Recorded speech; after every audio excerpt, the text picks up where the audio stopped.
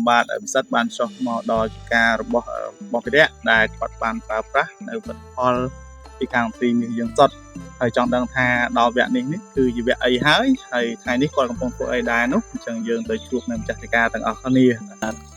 ថ្ងៃនេះខ្ញុំបានចាក់អមនត្រីមាសទៅលើស្វាយហ្នឹងបងណាស្វាយបាទអូអញ្ចឹងបងអាចណែនាំទៀតបងប្រើយ៉ាងម៉េចដែរហើយកម្រិតណាដែរដែលបងចាក់អញ្ចឹងខ្ញុំប្រើអមនត្រីខ្លាំងជាងត្រីហ្នឹងហើយត្រីអមនហ្នឹងចំនួន7 10ជាមួយត្រីរឹស1ដបលាយជាមួយទឹក1000លីត្រហើយយើងចាក់200 ដាមបាន200ដាម1ដាម5លីត្របាទហ្នឹងហើយពុកម៉ែបងប្អូនគាត់គឺជាកសិករយើងអាចនិយាយបានថា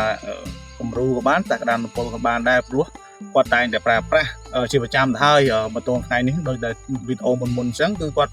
ប្រើរហូតដល់5ឆ្នាំហើយមកទល់សប្តាហ៍ថ្ងៃនេះហើយរៀងរាល់ឆ្នាំក៏គាត់បានផលហ្នឹងក៏វាទទួលយកបានមកគាត់ចិត្តអីដែរអញ្ចឹងបងណាបាទហ្នឹងហើយអញ្ចឹងពុកម៉ែបងប្អូនភិរៈគឺគាត់ប្រើប្រាស់ទៅលើឥន្ទ្រីយើងសុទ្ធមិនថាអរម៉ូនមិនថាបញ្ចេញទេឬក៏ការថែទាំអីទេគឺគាត់តែងតែគ្រប់គ្រងនិងប្រើប្រាស់ចេះបងមួយទៀតឃើញថាត្រួយយើងនេះឃើញមកចេញមកបានស្អាតហើយពេញដើមប៉ុន្តែមុននឹងបងចាក់អរម៉ូនហ្នឹងដូចជាយើងមានបានប្រើអីមួយវគ្គទៀតអត់ទេបងដើម្បីថែទាំបងបានប្រើដែរទេត្រួយបងបានថែទាំជើង1000វាបន្ថែមណាការពារសត្វល្អិតហើយនឹងខ្ញងអេស៊ីចឹងទៅបងឯណែនាំបន្តិចថាយើងប្រើប្រាស់ទៅលើផលិតផលអីខ្លះដែរដល់កាលយើងបាញ់ថែទាំហ្នឹងបំពន់ត្រួយនេះខ្ញុំប្រើបៃតងជីនិចបៃតងជីនិចចំនួនមកកដង5លីត្រ2000លីត្របូកមួយ35 15ត្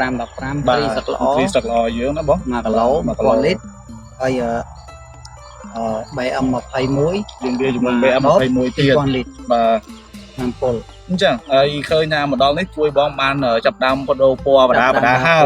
ហើយឃើញថាសុខភាពអីក៏នៅល្អនិយាយពីត្រួយវិញឡើងកាញ់ហ្មងអញ្ចឹងណាបាទវាស៊ីអមនវាឡើងបាទអីចឹងការថែទាំហ្នឹងមួយរយៈហ្នឹងអត់អីណាបងអីឃើញថាអត់មានអីបំផ្លាញទៀតទេ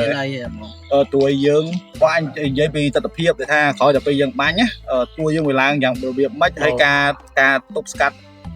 តកៅហ្នឹងសត្វល្អិតហ្នឹងវាជាប់បានល្អហើយបាទជាប់បានល្អហើយ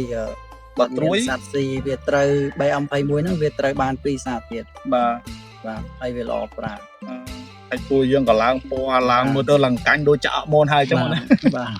ហ្នឹងហើយអញ្ចឹងអត់អីទេបងអរគុណច្រើនណាបាទហើយជាចុងក្រោយខ្ញុំបាទក៏សូមអរគុណដល់បងប្អូនដែលបាន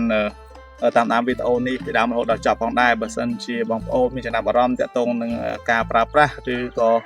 ផលិតផលរបស់យើងបងប្អូនអាចទាក់ទងមកតាមលេខទូរស័ព្ទដែលបានដាក់នៅលើវីដេអូនេះឬក៏ទាក់ទងមកកាន់ខ្ញុំបាទផ្ទាល់ក៏បានដែរដើម្បីសួរនាំនៅបច្ចេកទេសឬក៏ការប្រើប្រាស់ទៅលើដំណាក់កាលនីមួយៗនៅលើដំណាំស្វាយរបស់ពុកម៉ែបងប្អូនបាទហើយជាចុងក្រោយខ្ញុំបាទរួមជាមួយនឹងបងភិរៈបាទក៏សូមអរគុណហើយនឹងវិលមកជួបពុកម៉ែបងប្អូននៅវីដេអូក្រោយៗទៀតបាទសូមអរគុណ